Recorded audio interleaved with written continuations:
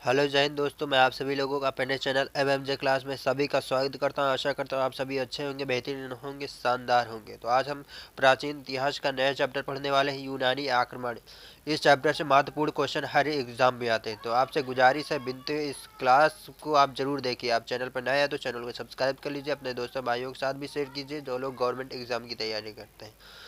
तो आपसे निवेदन विनती है, इस क्लास को पूरा देखिए, तभी आपको समझ में आएगा कि इस चैप्टर से किस तरह के क्वेश्चन पूछे जाते हैं आपके एग्जामों में। तो चलिए क्लास को स्टार्ट करते हैं। आज का पहला क्वेश्चन है, सिकंदर के हमले के समय उत्तर भारत पर निम्नलिखित राजवंशों में से किसी एक किस एक का शासन किया था? किस एक का शासन था? सिकंदर के हमले के समय उत्तर भारत पर निम्नलिखित राजवंशों में से किस एक का शासन था?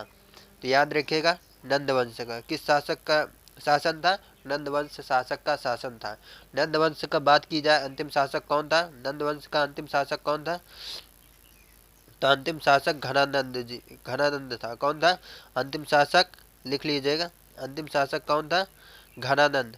घनानंद, घनानंद जी थे। ठीक, याद रखिएगा। जो कि सिकंदर के समकालीन थे। किसके समकालीन थे? या क्वेश्चन पूछ लेगा कि आपसे सिकंदर के समकालीन कौन से शासक थे। तो सिकंदर के समकालीन, सिकंदर के समकालीन, सिकंदर के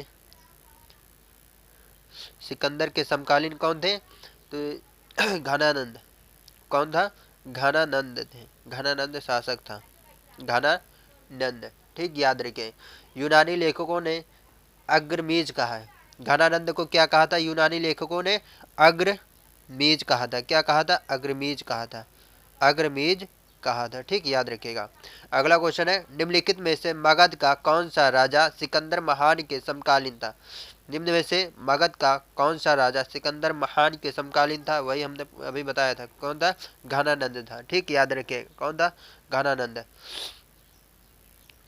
अगला क्वेश्चन है, युद्ध भूमि में बड़ी संख्या में सैनिकों के मारे जाने अथवा आहत हो जाने के बाद किस भारतीय गण अथवा राज्य की स्त्रियों ने सिकंदर के विरुद्ध सशस्त्र धारण किए थे? सशस्त्र धारण किए थे। तो कौन सी? मशग। कहा कि मशग स्त्रियों ने, मशक की स्त्रियों ने सिकंदर के विरुद्ध सशस्त्र धारण किया था। याद रखिएगा। ठीक, आपका ऑप्शन डी सही रहेगा। सिकंदर के आक्रमण के समय आवश्यक आवश्यक एक सीमांत गणराज्य था। आवश्यक क्या था? एक सीमांत गणराज्य था। याद रखिएगा, जिसकी राजधानी मशक थी। ठीक, कौन सी? ये राजधानी किसकी है? मशक। मशक किसकी राजधानी थी? तो याद रखिएगा, आवश्यक किसकी? आवश्यक गणराज्य की। आवश्यक गणराज्य की राजधानी कौन सी थी? ये आवश्यक गणराज्य, आवश्यक गणराज्य लिख लीजिए। आवश्यक गणराज्य की राजधानी मशक थी। क्या थी? मशक थी। लिख लीजिएगा। ठीक, याद रखिएगा। अगला क्वेश्चन है, उस वीर भारतीय राजा का नाम बताइए जिसे सिकंदर ने झेलम के तट पर पराजित किया था। कहाँ पे पराजित किया था? झेलम के नदी तट पर पराजित किया था। तो किसे पराजित किया था? याद रखिएगा, पुरु को। किसको? पुरु को। तो आपका ऑप्शन बी सही रहेगा। ठीक, याद रखिएगा, पराजित किया था, किंतु वीरता से प्रभावित होकर, वीरता से सिकंदर ने, वीरता से प्रभावित होकर सिकंदर ने उसे अपना मित्र बना लिया था। पुरु को क्या बना दिया? मित्र बना लिया था, तथा उसे अपने कुछ राज्य, कुछ नए इलाके प्रदान किए थे। उस वीर भारतीय राजा का नाम बताइए जिसे सिकंदर झेलम के तट पर पराजित किया था। कौन सा वो राजा था? पुरु राजा था, जो सिकंदर ने अपना मित्र बना लिया था उसकी वीरता को देखकर। तो मित्र बना लिया था तथा उसे कुछ राज्य, कुछ नए इलाके प्रदान किए थे पीरू को या पूरू को। याद रखिएगा। अगला क्वेश्चन है, निम्नलिखित में से कौन सिकंदर के साथ भारत में नहीं आया था? सिकंदर के साथ भारत में नहीं आया था। तो याद रखिएगा, डायमेक्स। कौन नहीं आया था? डायमेक्स नहीं आए थे। याद रखिएगा, आपका ऑप्शन सी सही रहेगा। अगला क्वेश्चन है, दारा प्रथम के साम्राज्य के 23 प्रांतों का उल्लेख किस अभिलेख में हुआ? किस अभिलेख में हुआ है? तो याद रखिएगा, बेहस्तून, बेहस्तून अभिलेख द्वारा हुआ था। दारा प्रथम के साम्राज्य के 23 प्रांतों का उल्लेख किस अभिलेख में हुआ था? बेहस्तून अभिलेख द्वारा हुआ था। आपका ऑप्शन ए सही रहेगा। अगला क्वेश्चन है, ईरानी सिक्के किस प्रांत में प्रचलित है? ईरानी सिक्के किस प्रांत में प्रचलित है? तो याद रखिएगा, पश्चिमोत्तर प्रांत में। किस ईरानी सिक्के किस प्रांत में प्रचलित थे? पश्चिमोत्तर प्रांत में प्रचलित थे। तो आपका ऑप्शन सी सही रहेगा। अगला क्वेश्चन है, फारसी रजत मुद्रा क्या कहलाती थी? फारसी रजत मुद्रा क्या कहलाती थी? क्या कहलाती? तो याद रखिए सिगलोई। क्या कहलाती थी? सिगलोई। फारसी रजत मुद्रा क्या कहलाती थी? मुद्रा क्या कहलाती है? सिगलोई। और फारसी स्वर्ण मुद्रा क्या कहलाती थी? स्वर्ण मुद्रा की बात की जाए तो डेरिक कहलाती थी। क्या कहलाती थी? डेरिक कहलाती थी।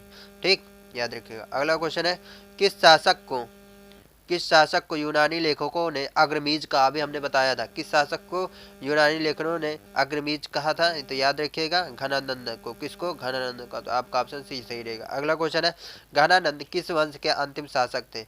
घनानंद किस वंश के अंतिम शासक थे? तो नंद वंश के अंतिम शासक थे। घनानंद किस वंश के अंतिम शासक थे? नंद वंश के। अगला क्वेश्चन है, भद्रशाल किस शासक का सेनापति था? भद्रशाल किस शासक का सेनापति था? तो अजातशत्रु का, या घनानंद का, या सिकंदर का, या बिंबिसार का? तो घनानंद का सेनापति था। भद्रशाल किसका सेनापति था? घनानंद का। तो आपका ऑप्शन बी सही रहेगा। अगला क्वेश्चन है, पुरु या पोरस का राज्य किन नदियों के बीच बसा हुआ? पुरु या पोरस का राज्य, पुरु या पोरस का राज्य किन नदियों के बीच बसा हुआ था? तो याद रखिएगा झेलम तथा चेनाब नदी के बीच। कहाँ पे? झेलम तथा चेनाब नदी के बीच में पुरु का राज्य बसा हुआ था, इन नदियों के बीच में। अगला क्वेश्चन है, सिकंदर ने किस नदियों के तट पर पुरु को पराजित किया था? सिकंदर ने किस नदियों के तट पर पुरु को पराजित किया था? अभी हमने बताया था यमुना नदी के तट पर, गंगा नदी के तट पर, या चेनाब नदी के तट पर, या झेलम नदी के तट पर। तो किस नदी के तट पर पराजित किया था दोस्तों? झेलम नदी के तट पर सिकंदर ने पुरु को पराजित किया था।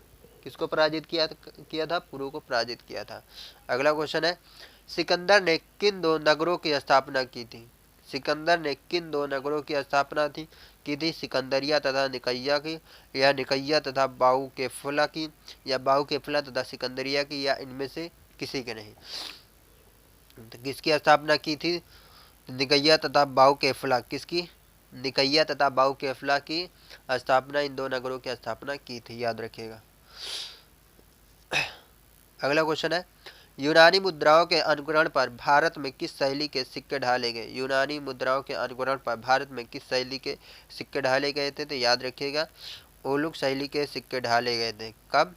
यूनानी मुद्राओं के अनुकरण पर भारत में किस शैली के सिक्के ढाले गए थे? ओलुक शैली के सिक्के ढाले गए थे। तो आप ये रहे इस चैप्टर से जितने भी संबंधित क्वेश्चन बनने वाले थे और इस चैप्टर से जितने महत्वपूर्ण क्वेश्चन थे उन सभी का ये हमने करा दिए। आपसे गुजारिश से निवेदन, इस क्लास को पूरा देखिए, आप रिवाइज करते रहिए। आप किसी भी एग्ज़ाम की तैयारी कर रहे हैं, चाहे रेलवे से संबंधित कोई भी एग्ज़ाम हो, railway group D, railway NTPC, railway LP technician, railway JE, किसी भी exam, railway RPF constable, UPSI, UP लेखपाल, यूपी आरआर, या SSC, CGL, CHL, MTS, GD, या बीपीएससी, या बिहार पुलिस, बिहार एसआई, किसी भी एग्ज़ाम की तैयारी कर रहे हैं, सभी एग्ज़ामों के लिए क्लास है, ना कि एक एग्ज़ाम के लिए क्लास चलाई जा रही है। सभी एग्ज़ामों को देखते हुए क्लासों की प्रैक्टिस कराई जा रही है प्राचीन इतिहास की। ठीक, तो आपसे गुजारिश है इस क्लास को आप ज़रूर पूरा देखिए और याद करते रहिएगा। आप जितना अच्छा रिवाइज याद करेंगे उतना अच्छा आपका रिजल्ट परिणाम मिलेगा। याद रखिएगा। ठीक, अपने दोस्तों भाइयों के साथ भी शेयर कीजिए, और चैनल पर नया है तो चैनल को सब्सक्राइब कर लीजिए। तो जय हिंद, जय भारत दोस्तों।